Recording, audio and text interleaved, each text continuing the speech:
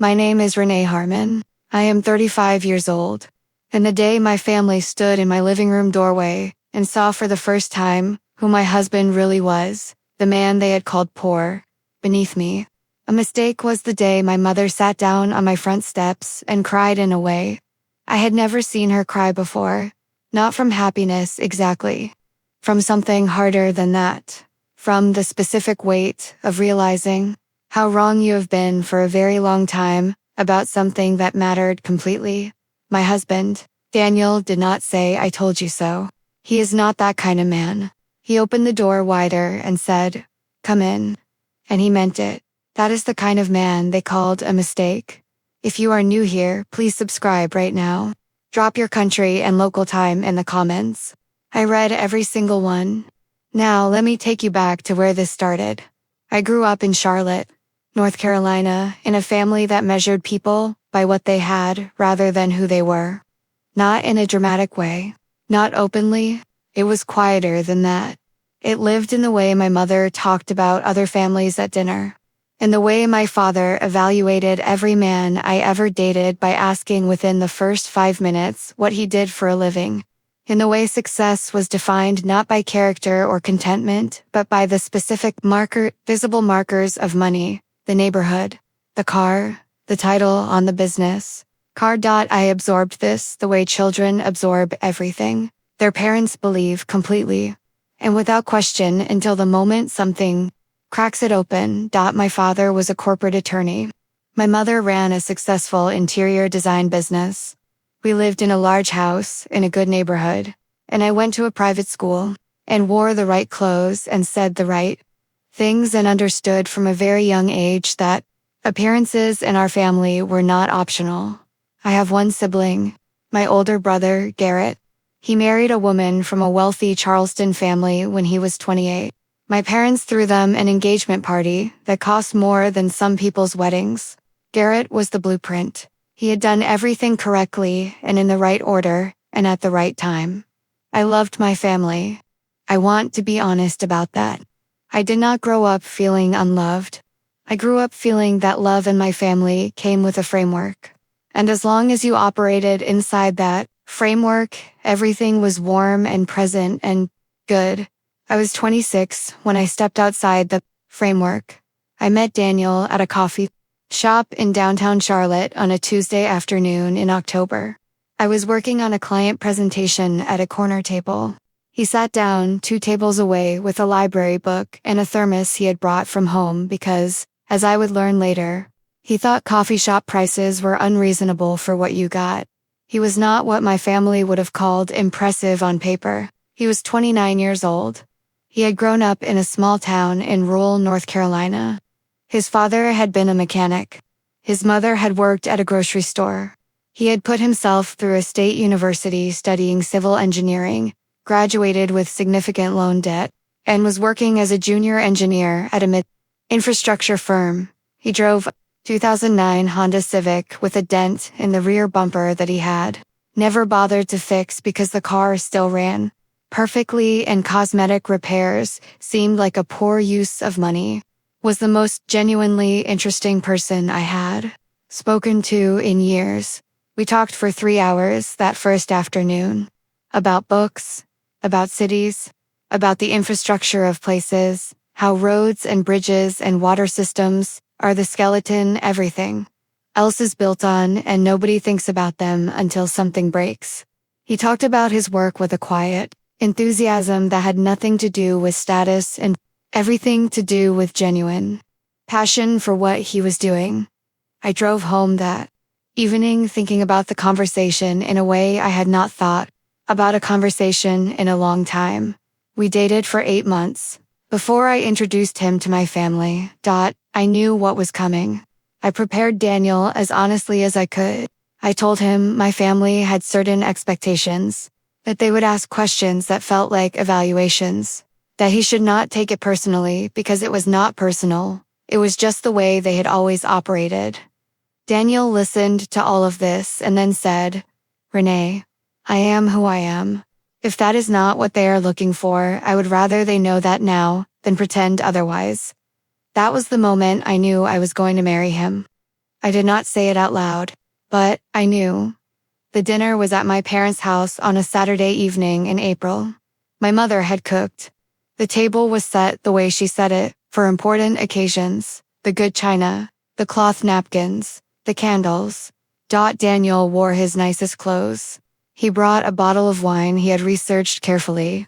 He held the door for my mother and complimented her home genuinely, and asked my father intelligent questions about his work.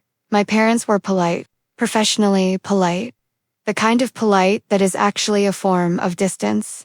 After Daniel left that evening, my mother called me into the kitchen, while my father waited in the living room, and she said, "Renee, he seems like a perfectly nice person, but he is not what we envisioned for you."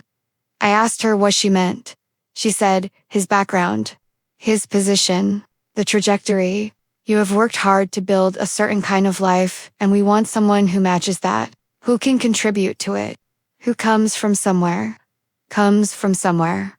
I stood in my mother's kitchen and heard my grandmother in those words, my mother's mother, who had grown up with very little and had spent her entire life trying to outrun it and had passed that running down to her daughter like an inheritance. I said, "Daniel is an engineer.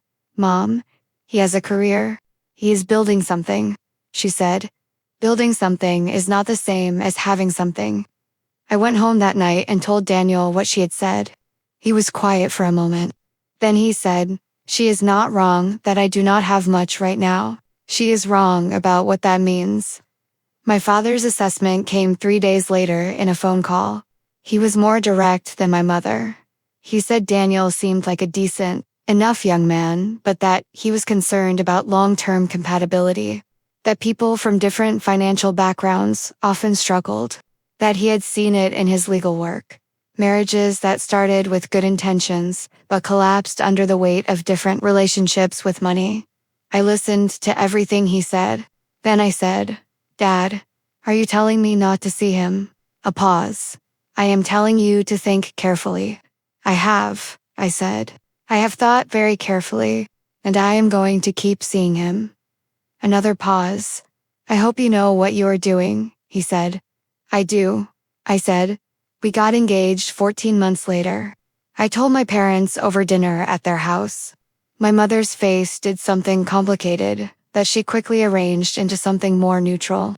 My father asked about Daniel's plans. Where did he see his career going? Did he have a financial plan? Had we talked about long-term goals? I answered every question. Daniel had career goals. He had a financial plan. He had long-term goals. He had all of these things. My father nodded at each answer in the way of someone collecting data and not yet deciding what to do with it. My mother asked about the wedding. She offered to help plan it. The offer had conditions attached to it that she did not state directly, but that I understood completely. If she helped plan it, it would look a certain way and include certain people and send a certain message. I thanked her and told her we were planning something small. The word small landed on the table like something foreign. Asterisk. We got married on a Saturday in September. 60 guests. A restored barn venue outside Charlotte that Daniel and I had found and fallen in love with together. Simple flowers, good food, a band that played until midnight. My parents came. They were present and appropriate, and my mother cried during the ceremony in the way mothers cry at weddings. My father shook Daniel's hand afterward and said something about wishing us well. They were there. That was what I had. What I did not have was warmth. Not the real kind. The framework had been violated, and inside the framework, my family did not quite know how to be with me anymore.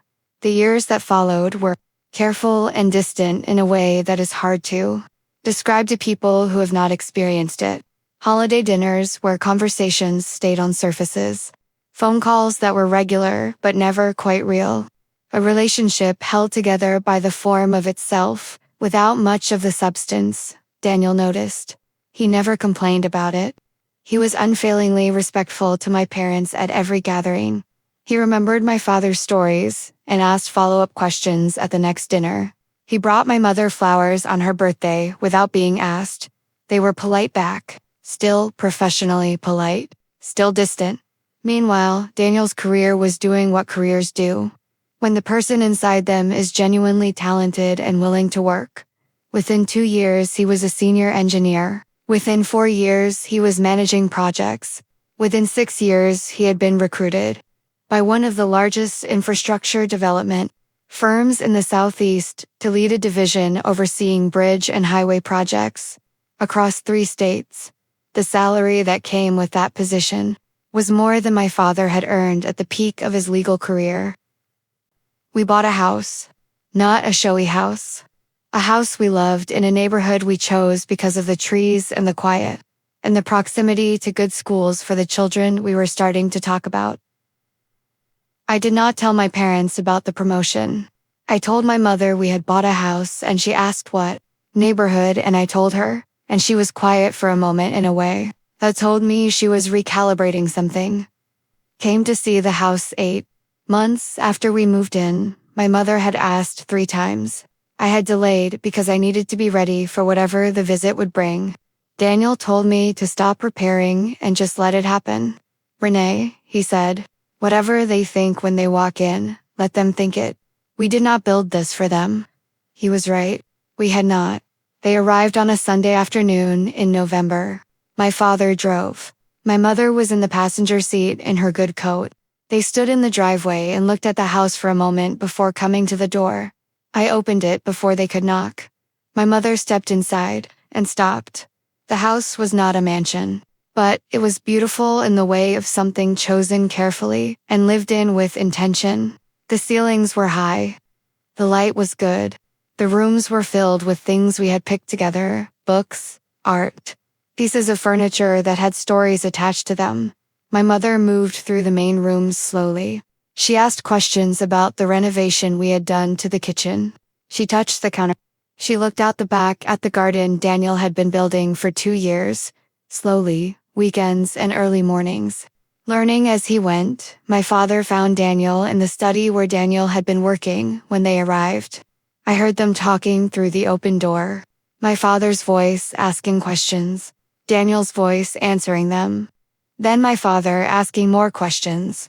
Then both of them talking in a way that was not performance and not politeness, but something more real than I had heard between them before. Stood in the hallway and did not go in. 20 minutes later, they came out together. My father was telling Daniel something about a bridge project he had driven past on the highway. Something he had always wondered about structurally. Daniel was explaining it with that quiet enthusiasm I had fallen in love with in a coffee shop 9 years earlier. My father was listening the way he listened.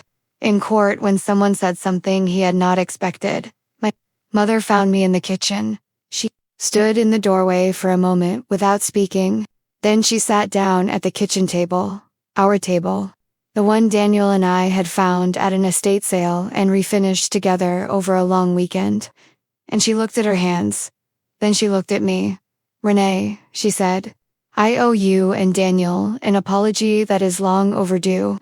I sat down across from her and waited. We were wrong, she said.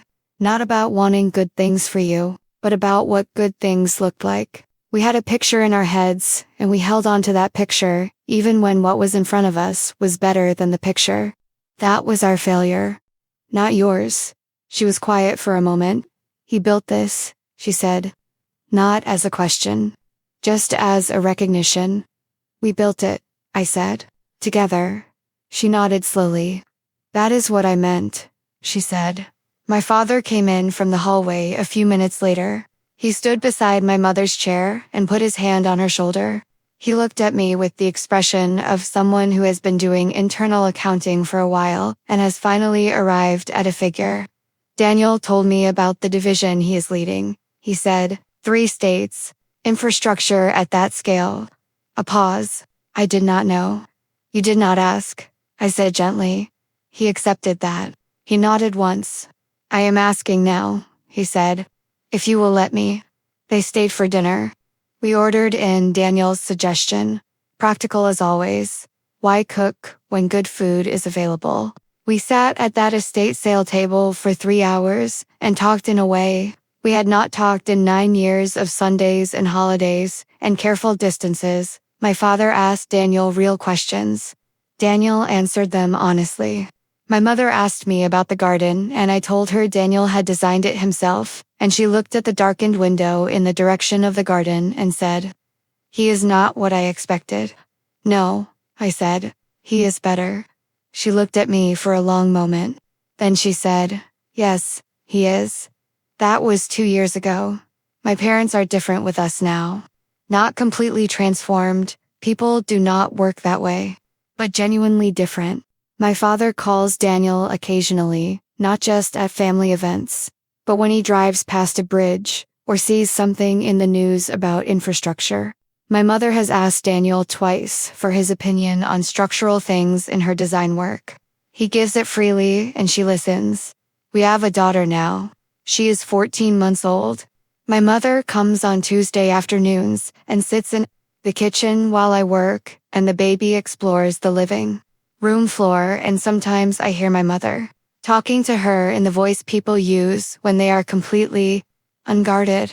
The framework is gone.